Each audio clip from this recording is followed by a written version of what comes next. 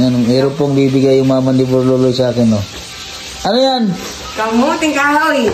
Oh. Ano to, ibigay mo sa akin? Oo. Ay, bait naman mama Borloloy, ah. Sino luto nito, ikaw? Ha? Oh, bait, ah. Ito po ang ano, bigyan ng kamuting kahoy, oh. Oh. Ano, ganda na si Joy Joy? Ha? Oh. Laro yung si Joy Joy. Ay, blaze! Oh! Aboy, nag-blaze! Lama, pa-blazein mo. Oh. Marunong na yung mag-blaze. Ay, bait ng mama ni Joshua. Ito, Joshua, sino nagluto nito? Oh, mama? Ha? Bait naman Joshua ay. Ano to, ginataan? May ginataan. Oh. Galing to ka papa mo. Kinuha niya doon sa tubuhan. Oh, bait. Kumain ka na nito. Masarap. Joshua?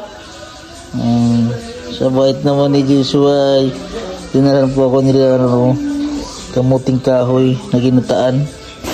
Masarap ito. Dito po yan masarap po.